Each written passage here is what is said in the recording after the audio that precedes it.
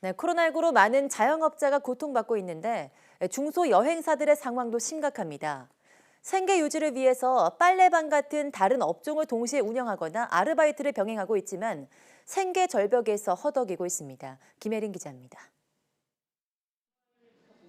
서울 명일동에서 중소여행사를 운영하는 강순영 씨의 사무실입니다. 세탁기와 건조기가 벽 한쪽을 가득 채우고 있습니다. 코로나19로 여행업이 어려워지자 사무실 일부를 빨래방으로 개조한 겁니다. 이곳은 원래 여행사 사무실로 활용되던 공간이었습니다.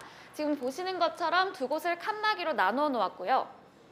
한쪽은 이렇게 빨래방으로 쓰이고 있습니다. 여행사 일은 끊긴 지 오래. 코로나19 이전 2억 원에 달하던 작년 하반기 매출은 1년 만에 2만 원이 됐습니다. 생계 유지를 위해 지난해 11월부터는 배달 아르바이트에도 뛰어들었습니다.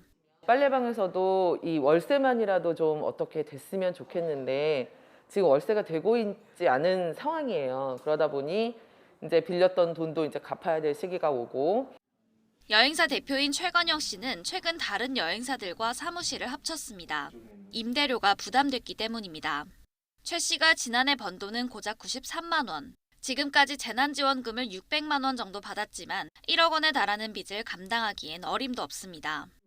음식 배달부터 건설 현장 일용직까지 먹고 살기 위해 안 해본 일이 없습니다. 몸으로 뛰는 배달 일밖에 할 수가 없습니다.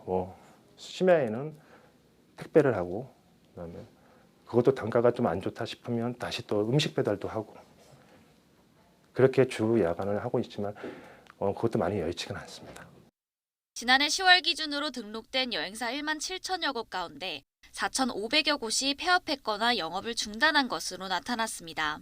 2019년에 11조 7천억 원이던 여행업 전체 매출액은 2020년 1조 9천억 원으로 80% 넘게 줄었습니다. 한 70% 이상이 거의 중소업체이다 보니까 그 중소업체 같은 경우 매출이 거의 없다고 보셔야죠. 여행업 종사자들은 영업 제한 조치로 인한 소상공인의 손실을 보상해주는 손실보상법 대상에 자신들도 포함해 줄 것을 호소합니다. 코로나 이후로 모든 매스컴이나 인터넷이나 여행 제한이라는 말이 제일 많이 뜹니다. 여행사가 꼭 여행이 코로나의 온상이 된 듯이 우리는 기피 업종으로 바뀌었습니다. 그게 제일 마음이 아픕니다. 전문가들 역시 여행업을 손실보상법 대상에 포함할 필요가 있다고 지적합니다. 식당이나 카페처럼 영업시간 제한을 받지 않아 법 적용 대상에서 제외됐지만 사실상 집합 금지된 것과 마찬가지라는 겁니다.